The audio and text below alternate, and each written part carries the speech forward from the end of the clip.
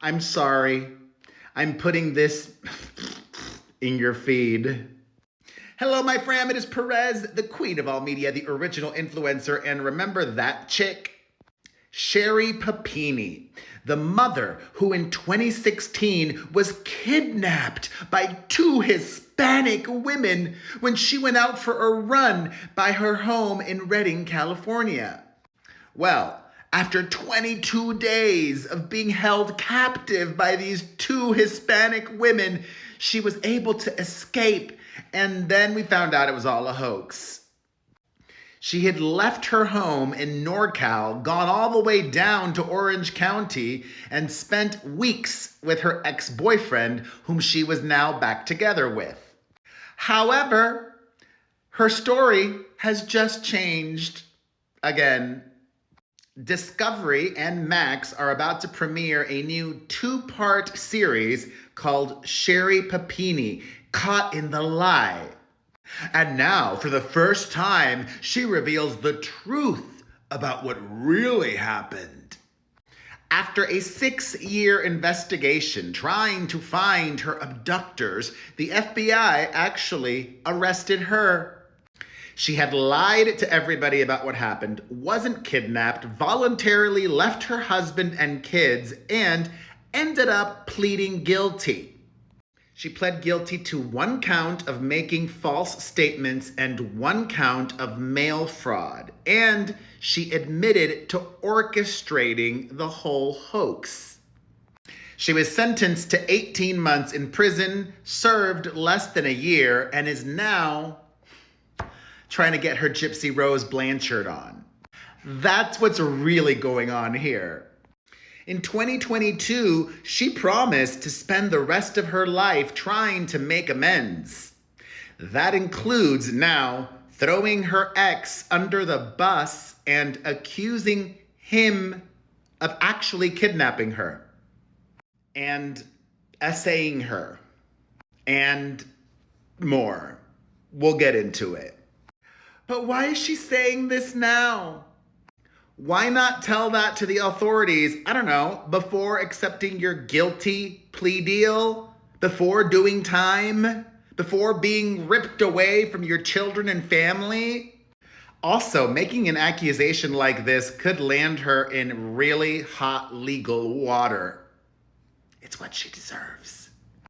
Sherri Papini claims that she never named James Reyes, her ex, as her alleged kidnapper because she was terrified of him and also worried that her now ex-husband, Keith Papini, would take her children away if he discovered the truth that she was having an affair, an emotional affair. We'll get to that as well.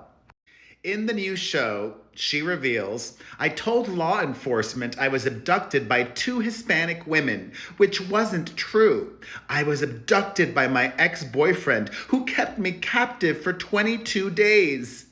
I lied about James' identity for several reasons. First and foremost, I was in danger. I was terrified of James, and keeping his identity concealed was keeping me safe.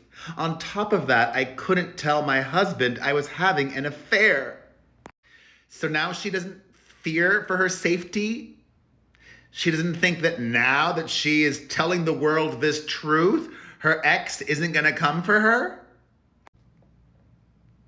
According to Papini's latest version of events, she was in an emotional affair with Reyes in the months before she disappeared.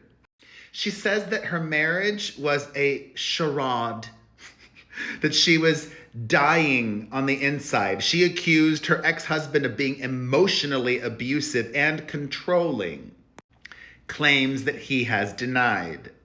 When she was caught texting another man early in their marriage in 2011, her husband at the time asked her to sign a post-nuptial agreement that would give him everything if she strayed again.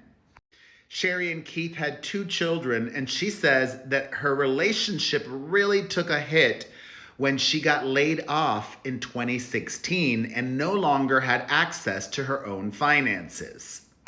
Quote, the dynamic of our marriage shifted. He had the job, so he was able to go and do whatever he wanted, and I was the one who stayed home with the kids. So she was a neglected wife, starved for attention. That's why she claims she rekindled her relationship with Reyes in 2015, whom she had previously dated in the early 2000s. It was Sherri who initiated contact. She insists that the affair was only emotional and not sexual. To conceal this, she and Reyes both bought burner phones. Listen, that Reyes guy is definitely sketchy. Why are you going to buy a burner phone? She could, I get her, but why him? Authorities later accused Sherri of using that burner phone to plan her own hoax kidnapping. The truth is, she now says, I was concealing an affair from my husband who was threatening to take everything away from me if I was found out to be having any involvement with another person. She says that Reyes developed deeper feelings for her the longer their text relationship went on, but that those feelings were not reciprocated. When Sherri said that she decided to break things off with Reyes, she claims he threatened to drive up to Redding, where she lived, and blow up. They eventually agreed to meet for what was supposed to be a goodbye. On the morning of November 2nd, 2016, Papini says she texted Reyes to let him know she was going out for a run and would arrange a place to meet after.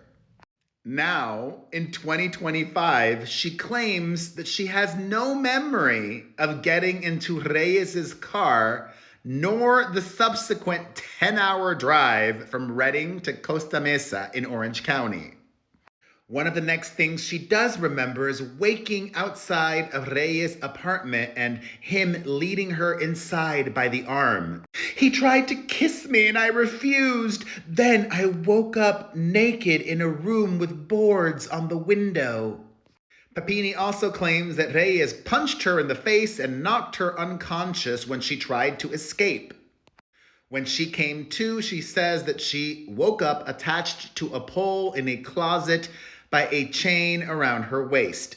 Over the next 22 days, Papini claims that she was beaten, assaulted, drugged, and sexually abused by Reyes.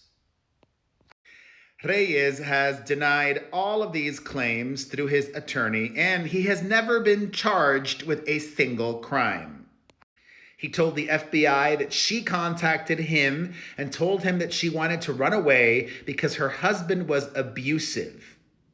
When at his Costa Mesa home, Reyes said that Papini asked him to place boards over the window of the room she was staying in and locked herself inside for hours on end, often refusing to eat.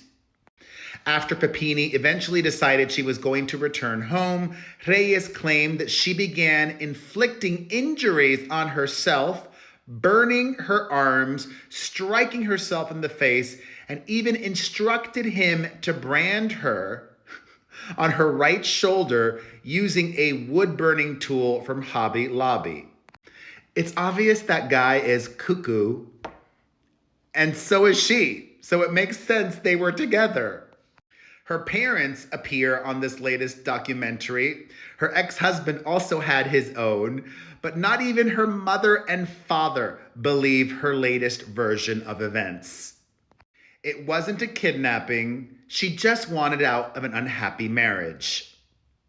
Also, she has a long history of making false accusations. In 2003, her mother contacted local police to report that her daughter had been harming herself and falsely attributing the injuries to her mother. Her ex-boyfriends and acquaintances have previously described her as a habitual liar.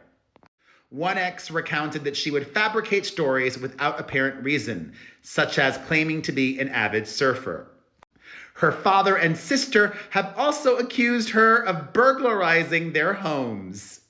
So, Sherri, I don't believe you. Do you all believe her? Let's discuss in the comments.